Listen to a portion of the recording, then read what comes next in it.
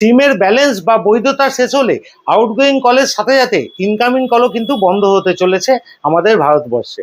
সেটাই কিন্তু প্রশ্ন করেছেন রাঘব চাড্ডা, যে ফোন আমার, সিম আমার, কেন বন্ধ হবে ইনকামিং কল? এটা একটা খুব বড় স্ক্যাম নয় তো?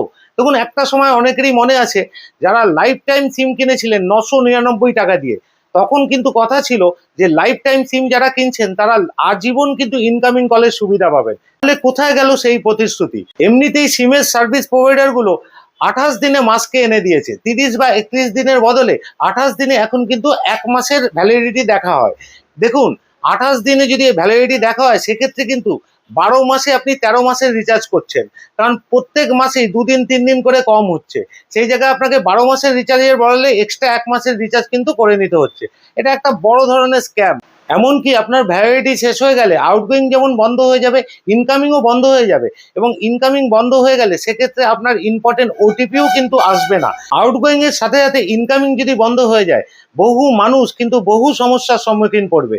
জরুরি ভিত্তিতে কল আসলে তারা কিন্তু কল রিসিভ করতে পারবে না ইনকামিং বন্ধ হয়ে গেলে। এছাড়া জরুরি ওটিপিও যদি দরকার পড়ে, সেটাও কিন্তু তার মোবাইল ফোনে আসবে না। সুতরাং এখন আমাদের নানা সমস্যার সম্মুখীন হতে হবে যদি এইটা কার্যকারী হয়। এমপি রাঘব চাড্ডা যে প্রশ্ন তুলেছেন সংসদে, যে আমার ফোন আমার সিম, কেন বন্ধ হবে ইনকামিং, এটার সমর্থন জানাতে ভিডিওটা অনেক শেয়ারের মাধ্যমে আমরা যদি সরকারের কান পর্যন্ত আমাদের সাধারণ মানুষের ক্ষোভ, দুঃখ, অভিমানের কথা পৌঁছাতে পারি, তাহলে কিন্তু এই অন্যায় বন্ধ হতে পারে একদিন। আমার ভিডিওটা যদি ভালো লাগে অবশ্যই লাইক করবেন, শেয়ারও করবেন, এবং আরও এরকম ইনফরমেটিভ ভিডিও পেতে আমাকে ফলো করুন।